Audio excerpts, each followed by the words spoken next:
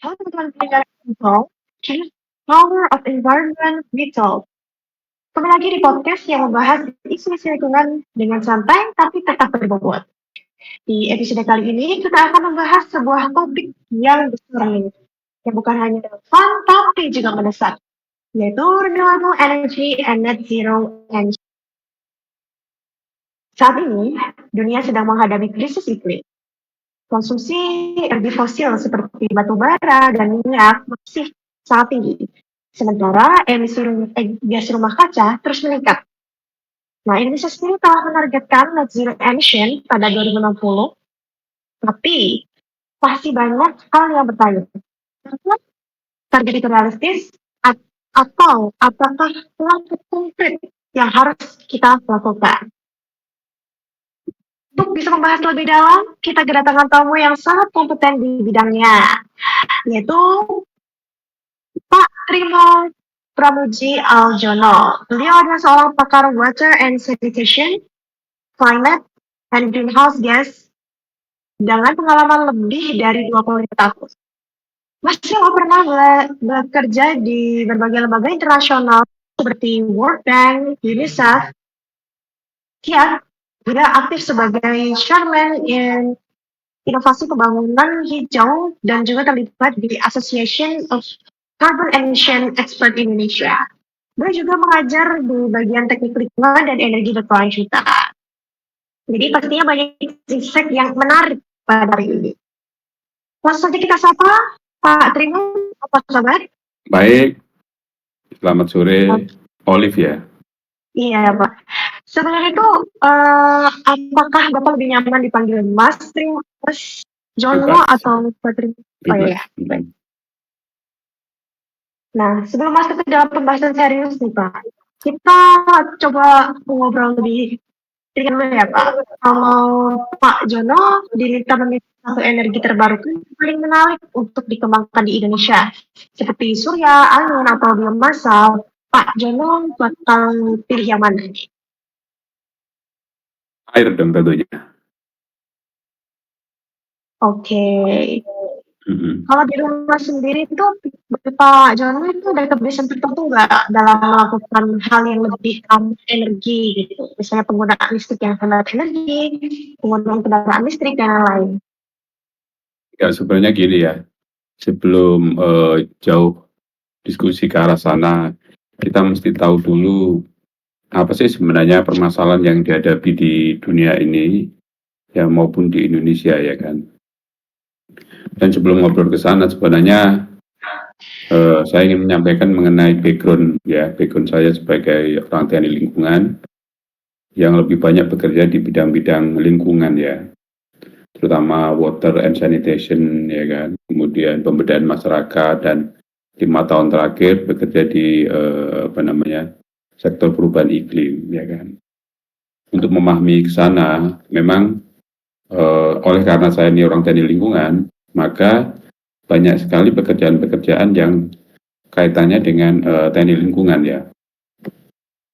Podcast sore ini kan juga diinisiasi oleh teman-teman teknik lingkungan ya, supaya kita pas diskusinya ya. Nah, sebagai engineer atau sarjana teknik lingkungan ya, sejak memang lebih dari 25 tahun saya bekerja di bidang itu, terutama lebih banyak mungkin untuk urusan air ya, air dan sanitasi ya kan.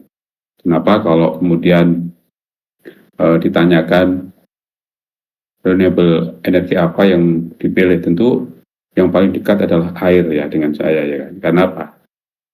Sudah ribuan saya dan teman-teman dan juga lembaga pembangunan bersama pemerintah itu membangun sarana air minum dan sanitasi yang semuanya lebih didorong untuk non fosil ya kan. Ini kaitannya dengan bagaimana sih kita misalkan menyediakan sarana air minum ya kepada masyarakat, terutama masyarakat desa maupun perkotaan ya, dengan berbagai pilihan sumber airnya itu, sumber air baku menjadi sumber air minum yang kemudian didistribusikan tanpa menggunakan energi fosil ya. Ini bagian dari cara memilih sumber air baku menjadi air minum kemudian didistribusikan kepada masyarakat. Tentu kalau kita bicara mengenai air baku untuk kemudian dijadikan air minum adalah air baku yang kualitasnya mendekati air minum ya. Tentu pertanyaannya yang bagaimana Pak? Air baku yang mendekati kualitas air minum ya kan. Tentu adalah mata air, air tanah, ya kan, air permukaan, kemudian baru terakhir adalah air hujan ya kan. Maka ketika membangun di desa, ya kita cari tuh ya sumber-sumber air yang kaitannya dengan apa namanya renewable energy. Sebenarnya kita nggak ngomong renewable dulu ya. Bagaimana sumber-sumber air itu bisa dioptimalkan, diolah atau tanpa pengolah yang kemudian dipakai oleh masyarakat. Tentu adalah seperti tadi itu pilihannya adalah kita cari mata air dulu yuk ya kan untuk dialirkan ke desa-desa. Mata air yang bagaimana? Mata air yang bisa dialirkan secara gravitasi, misalkan contoh seperti itu ya. Maka kalau orang sudah mendapatkan air dari mata air yang notabene mata air itu kualitasnya dekat dengan air minum dan kemudian dialirkan secara gravitasi, semuanya itu sebenarnya sudah berkontribusi besar pada pengurangan emisi karbon katanya gitu. Kok bisa Pak? Ya kan? Orang-orang ya, misalkan kita bicara masyarakat desa, orang-orang desa yang sebelumnya tidak memperoleh air ya, kesulitan memperoleh air ya, seringkali dia memperoleh air yang kualitasnya tidak bagus ya, yang kemudian pada akhirnya juga mereka harus memasak air, memasak berarti menggunakan energi fosil ataupun juga bukan energi fosil tetapi menghasilkan emisi. Contohnya apa? Kayu dibakar dan seterusnya ya kan? Hanya karena dia kesulitan untuk memperoleh air dan ingin mendapatkan air yang lebih baik dan sehat ya kan. Dan dia juga harus sebelum ada air mengalir ke desa itu, dan dia harus memperolehnya dengan cara yang susah payah. Dia harus pergi ke sungai dengan waktu yang cukup lama ya kan, atau kemudian menggunakan kendaraan untuk hanya mengambil air. Ini kan semuanya emisi dan energi yang terbuang ya.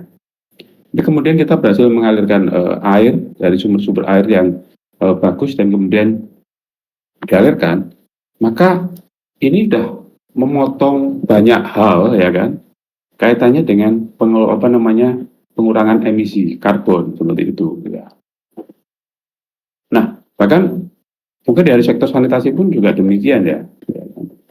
Kalau mungkin kalau teman-teman tidak pernah membayangkan ya bahwa kita itu punya urusan banyak warga Indonesia itu per hari ini mungkin hampir 50 juta ya masih buang air besar sembarangan ya. Buang air besar sembarangan. Buang air besar sembarangan itu adalah ada emisi metan yang dikeluarkan dari kotoran manusia itu, walaupun mungkin tidak terlalu signifikan ya berapa besarnya metan yang dikeluarkan dari kotoran manusia dibandingkan mungkin kotorannya sapi ya kan.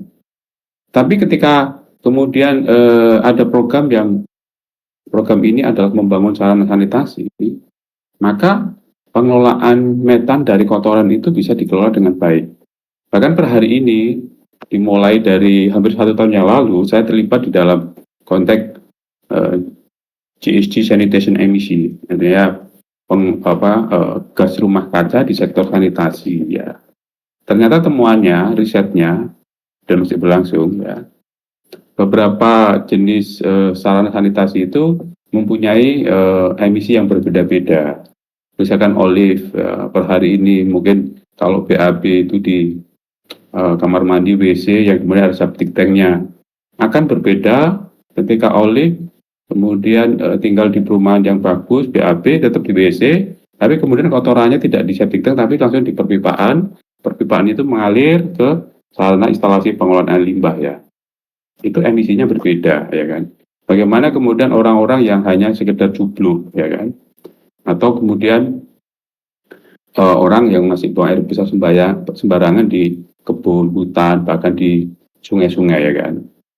Kalau di sungai mungkin emisinya jadi hilang ya, tetapi penyebaran penyakitnya jauh lebih tinggi ya. Itu kalau di konteks air dan sanitasi ya. Nanti kita akan bahas lagi apa sih sebenarnya kita bicara soal renewable energy dan kaitannya net zero. Ya. Jadi kalau soal air dan sanitasi memang relatif masih tidak terlalu signifikan ya kalau tadi bicara mengenai pengurangan emisi, tapi berkontribusi. Ini yang sedang saya perjuangkan, bagaimana pembangunan di level komunitas, di level tapak itu yang memang benar-benar benar-benar menyumbang dalam kaitannya pengurangan emisi juga dilihat. Yang selama ini yang kelihatan kan sektor energi, kemudian pengalihan transisi energi dari energi baru terbarukan ya, terus kemudian dari sektor kehutanan, hulu yang gede-gede semua, bahkan juga dibicarakan mengenai bagaimana perdagangan karbon ya, perdagangan karbon di mana orang sebagai carbon developer mengelola sebuah hutan ya yang terjaga dengan baik, mengembalikan hutan itu dari mungkin tandus menjadi lebih hijau, terus kemudian transisi energi dari orang yang biasanya menggunakan listrik dari batu bara menjadi PLTS. Semuanya kalau dihitung-hitung itu semuanya adalah menghasilkan kredit karbon yang kemudian diperdagangkan ya kan. Tapi tadi balik lagi di level tapak komunitas itu banyak hal yang mereka lakukan ya kan. Saya juga membantu mengenai di level tapak itu seperti gini, sektor pertanian ya kan, atau peternakan ya. Berapa juta coba di Indonesia itu ada ternak-ternak sapi, kambing, babi ya, dan semuanya itu yang pengelolaan kotorannya itu tidak dikelola dengan baik ya. Berarti itu menyumbang emisi karbon yang juga sangat tinggi. Kotoran itu kan mengandung metan, kalau lepas ke udara itu global warming potensialnya, angkanya itu jauh lebih tinggi dibandingkan dengan kita membakar sampah yang keluar kemudian CO2-nya ya kan. Artinya apa? Sebenarnya kalau kita bekerja di level komunitas dengan mengelola para petani, peternak yang punya sapi yang luar biasa banyak, baik di Jawa, di NTT, di Sumatera itu dengan cara baik, maka itu kan bisa diubah menjadi biogas, ya kan? Biogas. Jadi kotorannya dijadikan biogas, biogasnya kemudian dialirkan ke rumah tangga, ya, untuk menggantikan ya LPG mereka atau minyak mereka atau juga lampu penerangan mereka yang selama ini dari energi fosil menjadi non fosil. Non fosilnya apa? Ya biogas tadi itu, ya kan? Dialirkan rumah-rumah maka menghasilkan energi, menggantikan kompor, minyak, ya, menggantikan listrik yang dari batu bara, termasuk kalau di daerah-daerah ya desa itu masih ada orang menggunakan kayu untuk dibakar. Ya, kayu dibakar itu kan mengeluarkan emisi.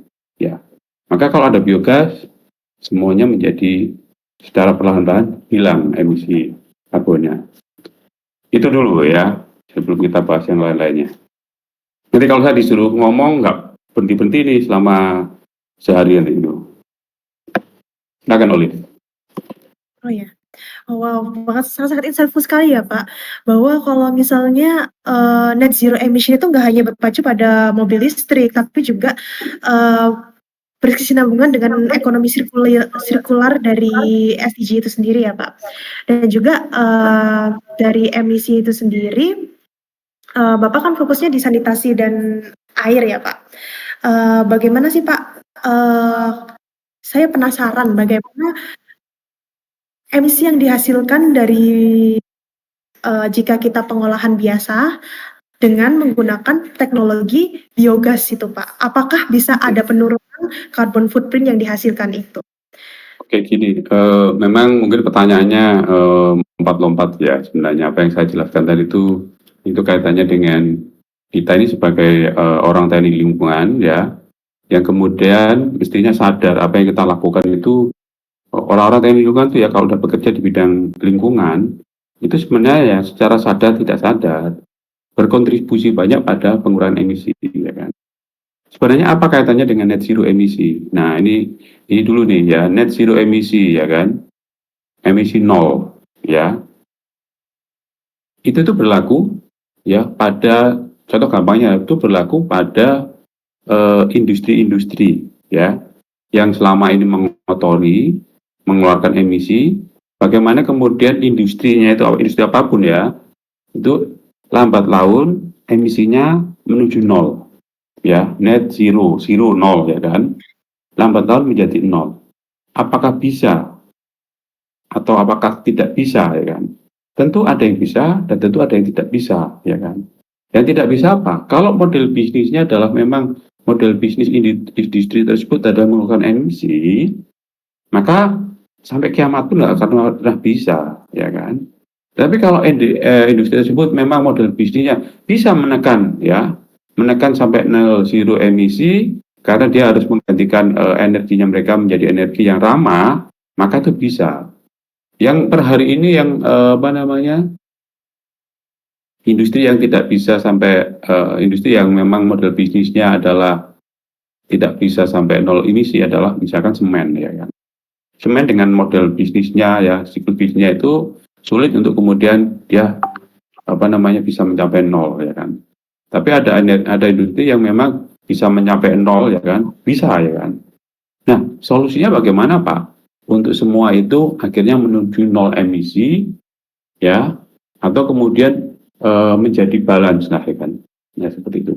Balance apa yang dikeluarkan, maka ada pula ya upaya untuk menyerap yang dikeluarkan. Maka itu terjadi yang namanya perdagangan karbon ya kan. Nah, ini butuh strategi ya. Kita mesti tahu dulu Olive, kalau saya punya industri ya, industri apa misalkan industri otomotif ya kan, seluruh ini bisnis saya dari mulai hulu sampai hilir ya, itu bagian apa sih yang kira-kira mengeluarkan emisi ya. Ada yang namanya emisi direct emission ya, atau emisi yang di dalam siklus siklus proses di industri saya itu mengeluarkan emisi ya, yang disebut sebagai direct emissionnya. Mau nggak mau saya tetap membakar bahan bakar fosil untuk misalkan pembakaran ya kan, untuk misalkan mencetak sesuatu yang butuh panas ya, mau nggak mau harus menggunakan bahan bakar misalkan ya, atau minyak yang fosil ya, nggak bisa tergantikan. Maka ini harus dihitung dulu nih ya. Ya per hari ini direct emission saya itu berapa besarnya? Berapa ton CO2 yang saya keluarkan? Itu yang mungkin di lini proses industri saya ada yang namanya emisi langsung tadi, direct emission-nya. Terus kemudian saya juga harus menghitung, adakah emisi yang tidak langsung? Pasti ada. Karena industri, berarti saya punya kantor, ya, punya kendaraan, punya peralatan-peralatan di dalam kantor itu yang ternyata harus membutuhkan yang namanya energi, dalam hal ini listrik, ya kan? Maka saya hitung juga emisinya.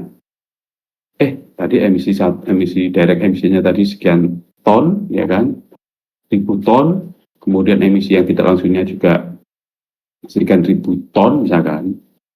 Ada lagi nggak emisi yang mungkin harus dihitung? Ada lagi yang namanya emisi dari supply chain, ya kan? Atau kalau dalam konteks ini tadi emisi langsung di skup 1, emisi 2 di skup 2, dan emisi supply chain. Seperti itu apa? Misalkan bagaimana sih karyawan yang ada di kantor tersebut, industri tersebut melakukan mobilitas perjalanan dari rumah ke kantornya. Kalau dia harus melakukan pelatihan, ya mereka harus melakukan marketing, yang semuanya itu memerlukan mobilisasi ya. Apakah pelatihan harus terbang ke luar negeri, dalam negeri, mereka itu semuanya dihitung. Nah, setelah tahu semua berapa emisi total saya dari emisi langsung, emisi tidak langsung, dan emisi yang cukup tidak tadi, baru kemudian saya bikin strategi. Dari hulu sampai hilir, dari skop 1, 2, 3 tadi, apa yang kira-kira bisa saya kurangi emisinya? Itulah yang disebut sebagai strategi menuju net zero emisi. Ya, jadi nggak langsung gimana net zero mencapai itu? Nggak bisa, kita harus tahu dulu ya dosa emisi kita itu berapa ya, dengan cara tadi melakukan penghitungan, dan ini ada caranya dan ini ada standarnya. Kalau kita mengenal yang namanya ISO 14064 ya, mengenai inventarisasi gas rumah kaca, ISO 14064-1 mengenai inventarisasi gas rumah kaca itu diajarkan juga di apa namanya di GSG protokol, juga diajarkan cara menghitungnya. Oke ya, setelah tahu ya, Pak, emisinya Bapak sekian. Sama juga seperti PLN. PLN itu tiap tahun dihitung. Emisinya PLN itu ya sekian juta ton. Tahun 2000 misalkan 2023 ya.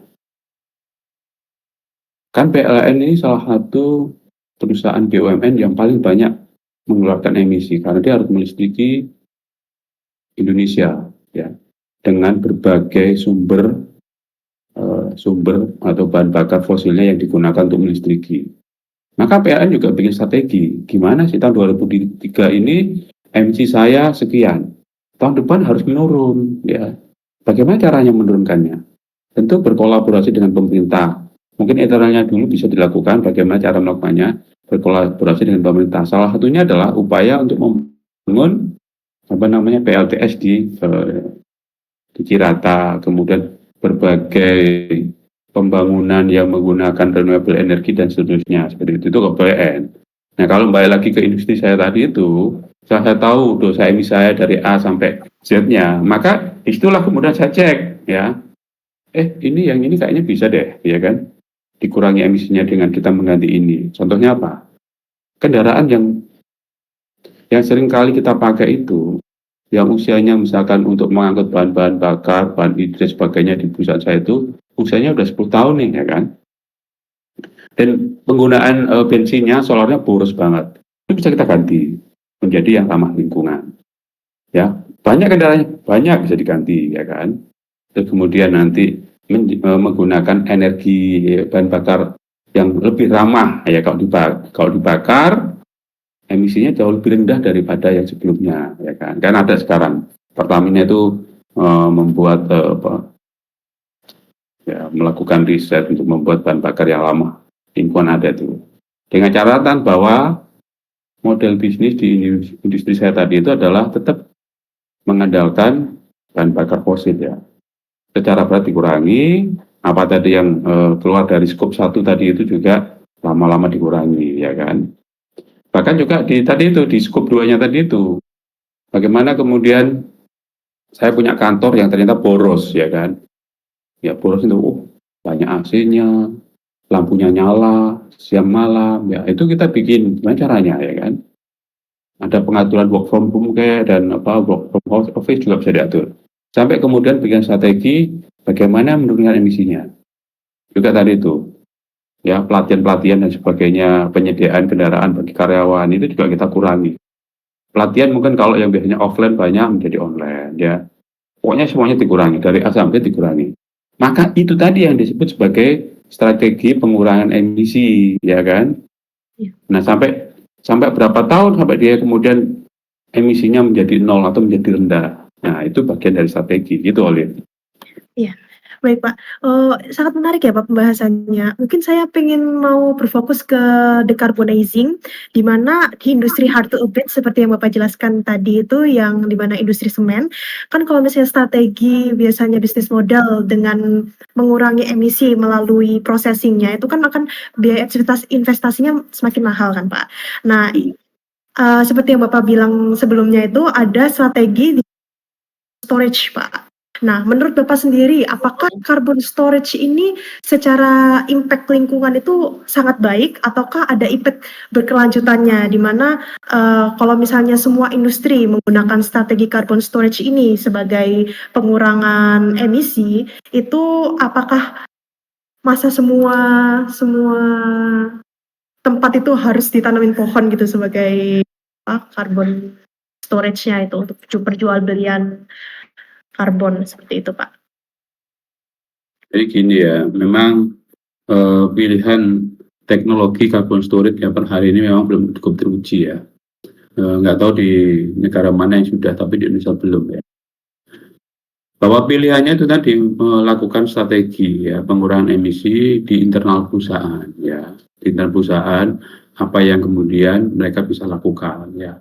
Untuk per hari ini begitu ya. Tetapi ketika dia sudah optimal untuk melakukan emisi dan emisinya masih ada, maka perusahaan ini wajib melakukan offsetting, yaitu menyeimbangkan ya emisi yang dikeluarkan dengan cara dia membeli sertifikat karbon pada perusahaan-perusahaan organisasi yang menyediakan sertifikat emisi tadi itu, sertifikat pengurangan emisi. Sebagai contoh mudahnya gini tadi, pabrik semennya Olive ya punya dosa emisi 1 juta ton ya per tahun ya. Maka Olive bertanggung jawab untuk bagaimana nih saya mengoffsetkan, menyeimbangkan dosa emisi saya yang 1 juta itu dengan cara saya ikut terlibat di dalam proyek-proyek pengurangan emisi. Atau kemudian membeli sertifikat pengurangan emisi dari proyek-proyek yang sudah berjalan. Contoh misalkan, teman saya punya perusahaan sebagai carbon developer sektor NBS, Nature Based Solution, mangrove atau hutan ya. Mangrove-nya atau hutannya sudah dihitung nih, kemampuannya adalah menyerap karbon sebanyak 5 juta ton ya kan, dan dikeluarkan sertifikat emisinya, sertifikat pengurangan emisinya dari lembaga internasional maupun juga dari SAN PPI di Kementerian Lingkungan Hidup ya, bahwa memang benar dan sudah diverifikasi, divalidasi bahwa perusahaan teman saya itu mampu untuk menyerap 5 juta ton karbon dan mendapatkan sertifikat. Maka Olive ya, yang tadi dosa emisinya masih ada 1 juta ton, wajib untuk melakukan pembelian sertifikat tersebut. Ya, itu yang disebut sebagai perdagangan karbon. Ya, maka di situ Olive telah melakukan offsetting, penyeimbangan, ya kan?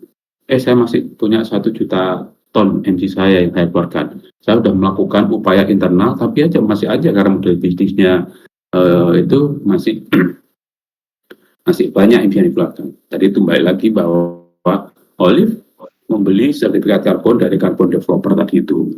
Kira-kira begitu ya. Jadi kalau perkara capture itu kan menangkap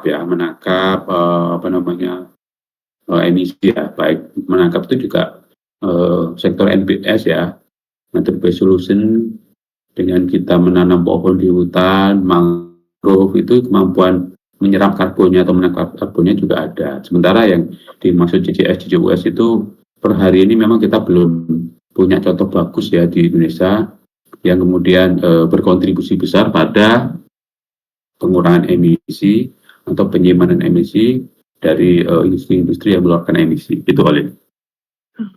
Iya, menarik sekali ya Pak, bahas tentang decarbonizing itu, apalagi juga perdagangan karbon ini yang saat ini kan lagi viral ya Pak, lagi on trend banget. Boleh minta pendapat Bapak lah ya, bagaimana menurut Bapak itu opportunity dari perdagangan karbon ini ke depannya? Kan sekarang ada isu-isu bahwa perdagangan karbon ini akan dibuat kayak blockchain gitu. Nah, menurut Bapak bagaimana? Jadi gini ya, kita tuh punya potensi besar ya. Kalau mungkin semua tahu bahwa kita punya hutan yang sangat besar, punya pesisir pantai yang panjang, yang bisa ditanami mangrove ya, punya lahan gambut yang sangat besar ya, dan punya juga potensi sumber daya alam yang menghasilkan energi, baik itu matahari, air maupun angin ya. Nah, sesuatu yang bisa menghasilkan kredit karbon atau sesuatu yang bisa menggantikan menggantikan emisi yang dibuat non fosil, itu seringkali kita sebut sebagai yang namanya kredit karbon ya. Maka itu bisa dijadikan dikembangkan ya, potensi-potensi tersebut menjadi kredit karbon yang bersertifikat ya. Nah, pertanyaannya tadi adalah teknologi blockchain ya. Sebenarnya gini, teknologi blockchain itu adalah bagian dari MRV, measurement atau monitoring, reporting dan verifikasi. Bagaimana memastikan bahwa tadi kan saya bercerita teman saya yang punya hutan ya, yang mampu untuk menyerap karbon 5 juta ton tadi itu ya. Nah, bagaimana memastikan teman saya yang punya hutan dengan kemampuan menyerap 5 juta ton itu, setelah dijual ke Olive 1 juta, ya, dia nggak dijual ke orang lain. Apalagi misalkan ada lagi yang punya dosa emisinya besar, membeli juga 5 juta tonnya habis, ya, udah dibeli oleh orang-orang yang emisinya besar-besar atau para industrialis ya, yang ingin melakukan offset ya kan. Maka 5 juta ton kan habis ya, dibeli ya kan. Tetapi bagaimana memastikan bahwa si teman saya yang punya 5 juta ton penyerapan itu tidak dijual lagi ke tempat lain, ya. Kan mungkin orang bilang, kalau aja orang nggak tahu ya, saya jual ke tempat lain lah ya kan. Kan nggak tahu. Nah, itu yang kemudian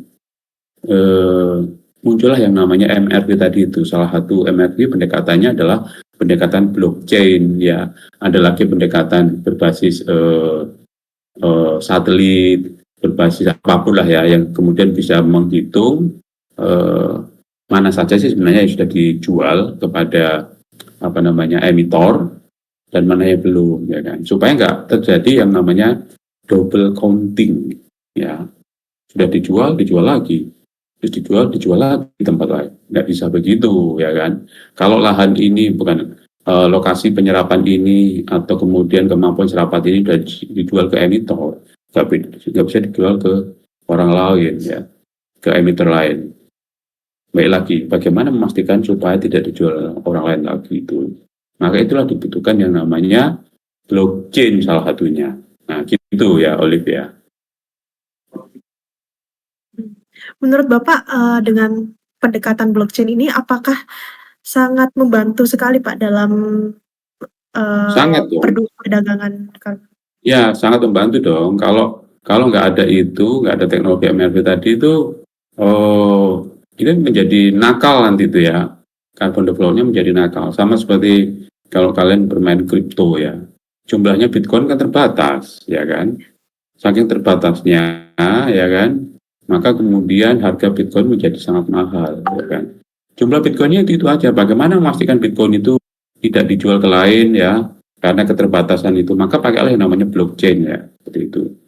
Blockchain yang kemudian kalau udah dijual nggak bisa diklaim lagi untuk miliknya orang lain ya, seperti itu.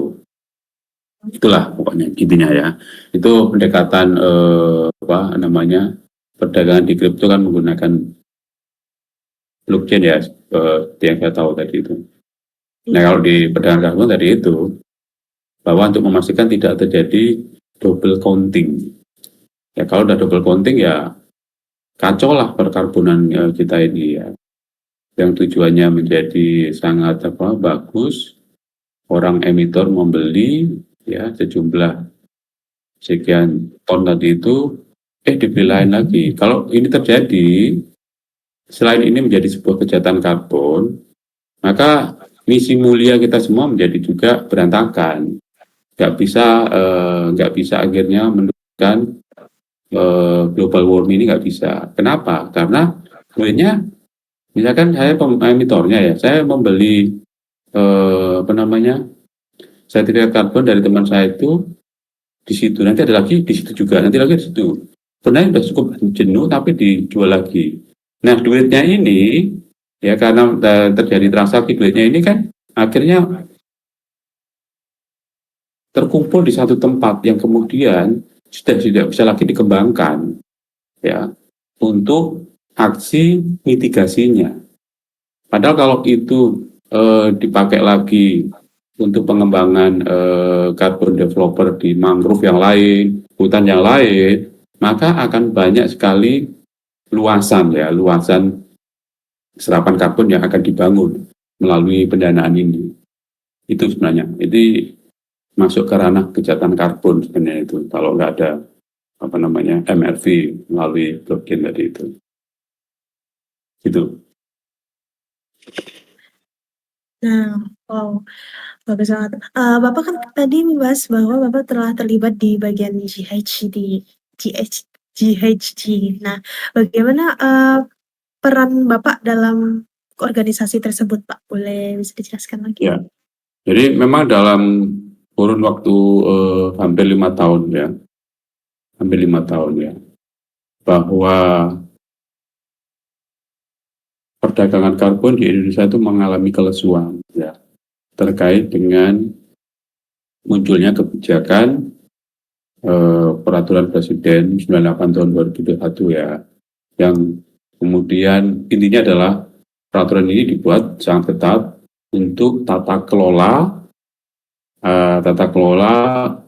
upaya semua pihak dalam peningkatan nilai ekonomi karbon. Pemerintah niatnya baik untuk membiarkan semua, ya kan. Nah, ternyata Perpres ini juga ingin mendorong semua pihak untuk melakukan aksi mitigasi, ya, dengan banyak hal, ya, supaya mendorong Indonesia cepat-cepat mencapai target NDC, National Determined Contribution, ya, sesuai target. Ya. Juga upaya untuk mendorong banyak aksi mitigasi perubahan ini dilakukan. Ya. Tetapi ternyata ekosistem di Indonesia ini belum bagus kaitannya dengan itu. Ya kan? Apa Pak ekosistemnya? Pengen mendorong cepat ya, aksi perubahan iklim, tetapi pelaku-pelakunya belum siap. Belum ada ahli-ahlinya, ya kan? Belum banyak orang yang paham mengenai apa sih aksi adaptasi maupun mitigasi perubahan iklim, ya kan? Dan juga banyak hal yang orang lain itu tidak tahu ya, sehingga kalau mau didorong cepat, bagaimana banyak nggak tahu, ya kan? Bagaimana caranya, ya kan? Kemudian kalau udah tahu caranya, sistemnya belum cukup siap, ya kan? Terus kemudian bagaimana metodologinya, ya kan? Kalau misalkan saya mungkin teman-teman Olive nanti akan membuat atau membangun sebuah proyek aksi mitigasi, ya kan? Gimana caranya? Kamu belum tahu. Oh, saya padahal sekitar kamu ada potensi banyak untuk menciptakan proyek-proyek aksi mitigasi. Pakai metodologi apa, Pak? Metodologinya terbatas, ya kan? Padahal metodologi internasional banyak nih, tapi belum bisa dipakai di Indonesia. Nah, hal-hal yang sangat kompleks itulah yang kemudian kami bersama teman saya dan bersama teman membuat yang namanya asosiasi. Baik itu asosiasi perdagangan karbon maupun asosiasi ahli emisi karbon. Kegiatannya apa? Advokasi, pelatihan, webinar, kita melakukan koordinasi dengan pemerintah, siapa yang ini. Nah, kebetulan memang sekumpulan orang-orang itu adalah para praktisi dan pelaku. Sehingga ketika kalau ngumpul, diskusinya nyambung, ya. Kalau ngumpul lagi, dia adalah orang-orang yang mungkin punya pengetahuan banyak, juga punya kendala banyak, ya, kaitannya dengan kebijakan, maka mereka-mereka itu berkumpul untuk kemudian membantu pemerintah, mendorong pemerintah supaya ini jalan sama-sama. Ya, maka bagaimana kemudian menciptakan ekosistem. Nah, ekosistem misalkan ekosistem perdagangan karbon, ekosistem mendorong aksi adaptasi mitigasi perubahan iklim secara bersama-sama, ya kan. Lambat laun memang ada hasilnya. Ada hasilnya pada di tahun ini aja, tentu bersama yang lainnya ya. Saya nggak mau mengklaim di saya sendiri. Tahun ini aja perdagangan internasional dibuka, ya walaupun masih ada kendala. Kemudian terjadi kerjasama antara pemerintah Indonesia dengan lembaga internasional yang punya metodologi. Ini yang disebut sebagai Mutual Recognition Agreement, sudah banyak sekali, ada beberapa lah organisasinya. Yang itu nantinya akan memudahkan kita semua yang ada di Indonesia membuat untuk terlibat dalam konteks perdagangan karbon atau menciptakan proyek-proyek aksi mitigasi perubahan iklim. Kira-kira itu, Oli. Wow, keren sekali ya, Pak. Kalau melihat dari resource sendiri ya untuk karbon itu kan berasal dari tumbuhan ya, Pak. Nah, di sini kan di Surabaya sendiri tuh banyak sekali, tumbuhan-tumbuhan mangrove atau budidaya mangrove. Nah, menurut Bapak sendiri, apakah itu bisa potensi besar, Pak, di Surabaya untuk jadi carbon trading ini? Kan kebanyakan saya lihat masih ada CSR ya, Pak, dari Jadi pertanian. apa yang disampaikan oleh ini itu masuk ke, kalau sudah bicara tumbuh-tumbuhan atau tanaman yang mampu menyerap karbon, itu adalah salah satu sektor aja, yaitu sektor eh, nature based solution, ya kan, atau solusi berbasis alam, ya kan, dengan sektor volume forest and land use kalau kita bicara hutan maupun mangrove. Pada sektor lainnya banyak banget, Olive, ya. Kalau mau diciptakan sebuah proyek atau carbon developer dari sektor yang lain. Maka tadi kalau Olive bilang bahwa contohnya adalah mangrove, itu adalah salah satu eh, sektor volume, jenisnya adalah mangrove. Jenis lainnya ada nggak Pak? Banyak. Ya hutan, yang di hutan tanah mineral, kemudian gambut, kemudian pertanian berkelanjutan, ya itu banyak banget. Itu baru sektor volume, forest, and land use. Ada sektor energi, ya. Sektor energi juga banyak. Kamu membangun PLTS, ya, di banyak tempat, ya. Yang PLTS itu adalah menggantikan listrik PLN yang selama ini menggunakan energi fosil, maka kamu juga sudah menciptakan proyek karbon, ya, begitu. Terus tadi saya bilang di level pertanian, di level tapak tadi itu, ya, bekerja untuk membuat proyek-proyek biogas, ya. Jadi kotoran ternak itu dikelola dengan baik supaya kotoran ternak itu tidak, orang awam bilangnya baunya, ya, baunya atau emisinya itu tidak lepas ke udara yang disebut sebagai methane tadi, tapi dikelola dengan baik, ya, kemudian dikelola dengan baik menjadi biogas, ya.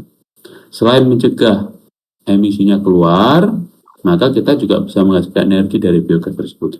Itu pun juga proyek karbon, ya kan. Dan lain-lainnya banyak sekali, ya kan. Maka juga itu ada lagi proyek menghasilkan air, ya, dari jauh didekatkan ke rumah-rumah. Itu juga proyek emisi karbon, ya. Seperti itu. Jadi tidak hanya soal karbon. Apakah potensinya bisa dipegang karbon? Nah, ini dia di Surabaya.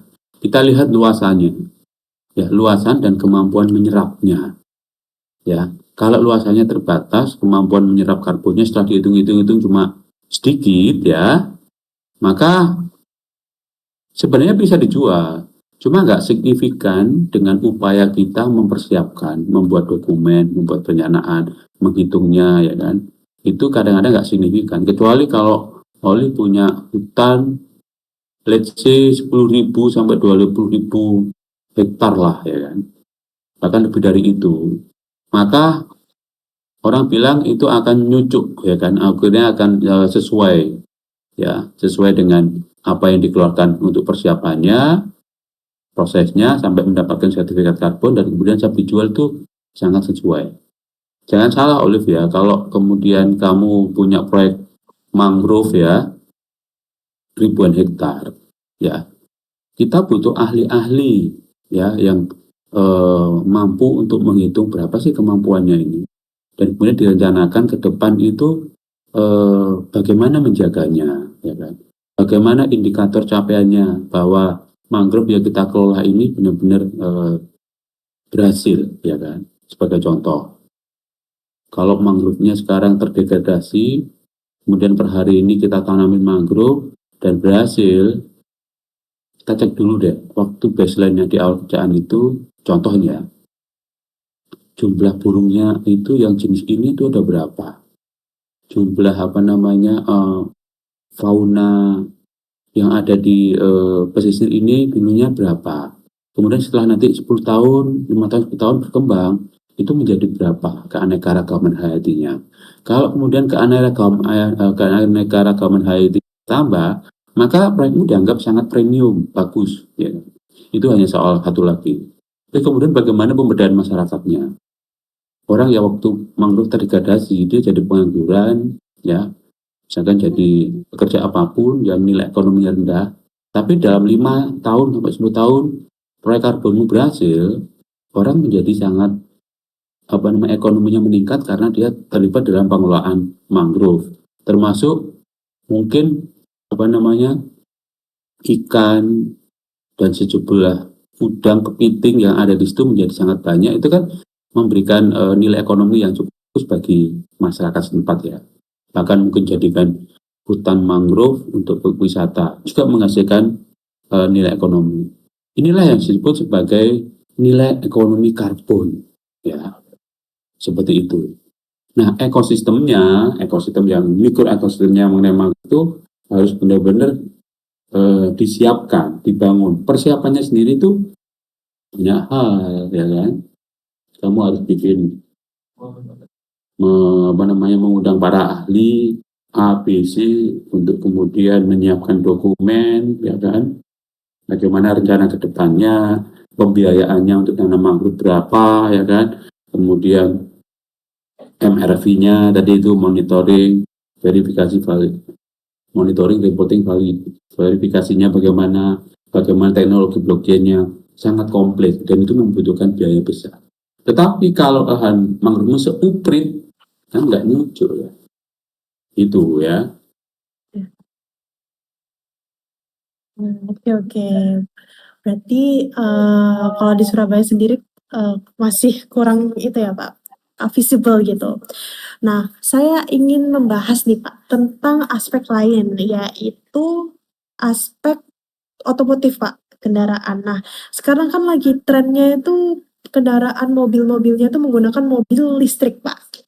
Ya. Nah, menurut Bapak sendiri, apakah mobil listrik itu baik gitu secara lingkungan, emisi dan lain-lain, atau buruk? Karena ditinjau dari resource-nya sendiri itu penggunaan baterai yang dibutuhkan itu juga dari litium dan nikel dan kobalt yang dimana mereka menyumbang emisi besar dalam eksplorasi pertambangannya itu Pak. Oke. Jadi gini, terlepas dari pro kontra ya, dari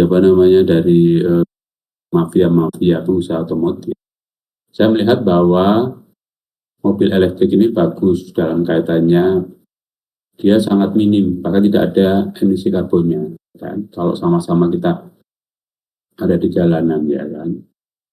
Dan kemudian juga udah di jalan berarti kan emisinya nggak ada kan, dia tidak menggunakan fosil, berarti emisinya rendah, itu bagus gitu kan. Ini saya nggak ngomongin bahwa ada perdagangan otomotif dan mafia yang akhirnya menjelek-jelekan ya. Tapi dalam konteks itu tadi emisinya sangat rendah ya kan.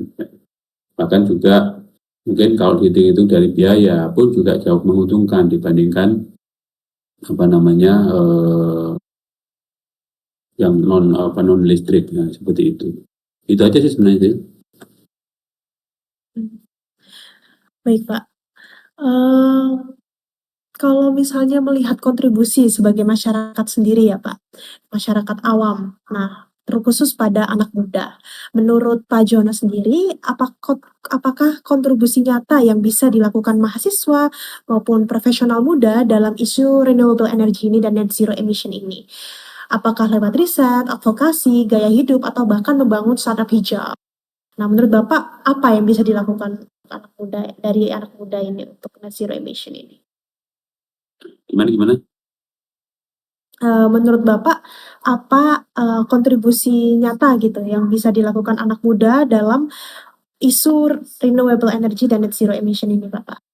Oh banyak ya, terutama sekarang gini ya, bahwa peran teknik lingkungan ya, ini kaitannya dengan green job ya kan. Kalau kalian bekerja di bidang lingkungan saja dan bekerja dengan baik di bidang apapun ya, apakah kalian bekerja di proyek AMDAL, proyek pengelolaan limbah, air ya, udara, tanah dan sebagainya ya, itu semuanya udah benar tuh kan orang teknik lingkungan bekerja itu ya kan. Kalau kalian benar merencanakan pengelolaan limbah ya efektif, efisien, itu pasti emisinya berkurang. Untuk merencanakan desain yang benar baik itu juga pasti emisinya berkurang karena kita menghitungnya dengan cara yang tepat, tidak boros ya kan. Memilih misalkan kita ngomongin soal instalasi pengolahan air atau air limbah ya, memilih barang-barang yang rendah emisi, ya, itu pun juga sangat tepat. Kalau tadi di awal tadi bilang ya kan, kalau ada air yang bisa disalurkan gravitasi, kenapa mesti pakai pompa, ya kan? Itu juga pengurangan emisi, ya kan? Maka memang orang-orang teknik lingkungan lah yang diharapkan untuk berkontribusi banyak dalam upaya proyek-proyek rendah karbon seperti itu. Itu ya banyak banget sih. Saya mungkin kalau mau menjabarkan ya saking banyaknya ya. Seperti Sangat itu. banyak sekali ya Pak. Kalau dari Bapak sendiri ya Pak, target 2060 net zero emission itu target yang sangat realistis nggak? Melihat dari kesiapan teknologi dari Indonesia dan regulasi dan lain-lain. Menurut Bapak optimis atau enggak kita bisa mencapai target tersebut? Saya memang masih pesimis ya dalam konteks karena mungkin regulasi dan sebagainya, kemudian sumber daya manusia dan sebagainya itu kita masih belum cukup siap ya. Terlepas dari pesimis, kalau kita makro ya kelihatan pesimis sebenarnya ya.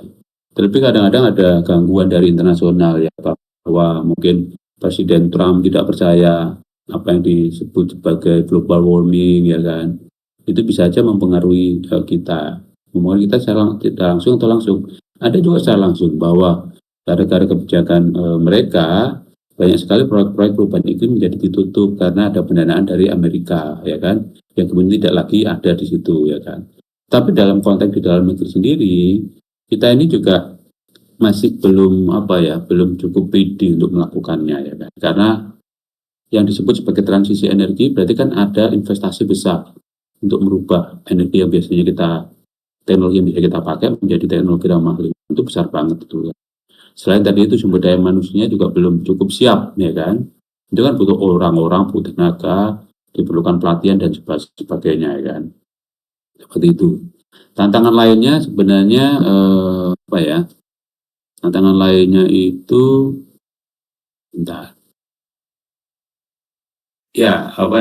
mengenai skala dan penambahan ya.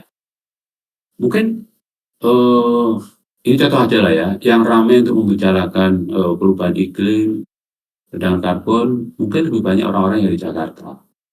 Pemilik hutan-hutan yang ada di Kalimantan, Papua itu mungkin lebih banyak orang Jakarta ya. Sehingga bagaimana kemudian ini disebarluaskan ke seluruh Indonesia sehingga semuanya itu paham mengenai perubahan iklim, mengenai aksi adaptasi, aksi mitigasi, yang kalau orang lain banyak tahu bahwa ini adalah potensi nilai ekonomi besar dan mereka bisa melakukan, maka kalau itu terjadi pergerakan masif di seluruh Indonesia, itu kan makin baik ya. Dan juga memang baik lagi juga soal kenapa sih kok lambat ini, memang banyak sekali hambatan-hambatan kaitannya dari itu teknologi, prosedur, kebijakan yang sangat hati-hati dilakukan oleh pemerintah ya. Kalau ada kebijakan begini nanti akan berdampak begitu ya. Nah ini yang juga terjadi, bahwa pemerintah akan menyiapkan sebuah regulasi untuk menyempurnakan regulasi sebelumnya menjadi lebih baik. Tetapi perlu ada kajian akademis ya kan. Kemudian juga apakah pilot project yang selama ini dilakukan telah memberikan dampak yang bagus. Nah, semuanya itu butuh waktu ya kan. Kapan? Ya kita lihat aja nanti kecepatannya mereka ya. Itu ya. Oh ya, baik Pak. Kalau membahas tentang investasi teknologi baru ya Pak, tentang carbon capture dan yang lain ini, saya mau meyakinkan lagi nih verifikasi, apakah Bapak optimis gitu bisa akan ada teknologi-teknologi baru yang tentang carbon capture atau yang lain yang bisa meningkatkan target dari net zero emission ini? Ya kalau mau bicara optimis ya mesti harus optimis lah ya. Itu saya aja sih. Nanti kalau nggak optimis itu vibe-nya nggak bagus buat kalian yang nanti akan menggantikan kita semua ya. Ya harus Iya, Pak. optimis itu. Mungkin diskusi kali ini bisa diselesaikan ya Pak. Silakan. Sudah sangat paham sekali dan mengenai pembahasan tentang carbon capture, renewable energy, dan zero emission. Ya. Tantangan besar itu memang mulai dari kemudian regulasi dan peluang Indonesia itu yang masih peluangnya memang luar biasa. Cara praktiknya masih kurang. Nah, Pak Jono ini sebelum kami tutup ya, bolehkah menyiapkan pesan singkat untuk generasi muda tentang bagaimana mereka bisa terlibat aktif dalam transisi menuju energi bersih ini di masa depan yang rendah emisi. Ya, memang harus lebih aktif ya, karena nanti kan kalian memahami, kalian yang akan menggantikan semua generasi-generasi sebelumnya ya, untuk kemudian menggantikan. Tetapi harus memahami juga ya, harus banyak belajar, harus ada kemauan kuat dan fokus pada aksi tersebut ya. Ini kalau saya itu suka melakukan sesuatu yang memberikan dampak besar ya. Terlepas mungkin apakah itu sendirian, tapi bisa berdampak besar ya kan. Karena kalau ngomongin iklim ya, yang semakin lama semakin hangat, maka itu adalah isu besar ya kan, yang harus ditangani bersama-sama. Kita jangan jadi orang yang cuek, individualis, nggak pedulilah seperti itu. Padahal kita sangat tergantung ya, isu ini tuh tergantung pada kita semua ya. Tapi kita semua itu siapa sebenarnya? Ya orang-orang yang mau punya pengetahuan, ya terutama kalau lingkungan itu jelas-jelas frontier ya dalam kaitannya ini. Tetapi kembali lagi, apakah pilihannya adalah mau memikirkan isu besar ini dan kemudian terlibat dalam konteks kontribusi ya, atau ya sudahlah, saya mungkin tinggal di Surabaya aja lah, saya bekerja di sini aja lah, yang penting rezeki saya ada, lancar, saya bisa ini lagi. Tidak memahami isu besar dan tidak mau berkontribusi ya kan. Kalau peluangnya tuh besar banget ya, per hari ini saya pun sampai kewalahan sebenarnya dalam konteks bahwa ini banyak peluang loh sebenarnya. Tetapi di sisi lain banyak juga mereka yang nggak peduli ya kan, tidak punya inisiatif dan tidak bisa melihat peluang itu menjadi sesuatu yang kemudian bisa dikerjakan ya kan. Itu.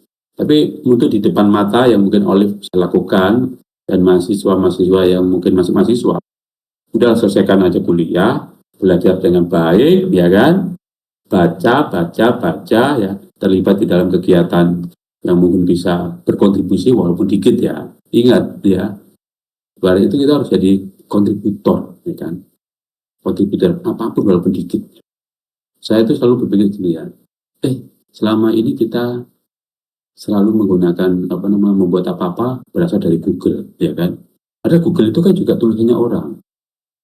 Sementara kita berkontribusi nggak terhadap Google, ya kan?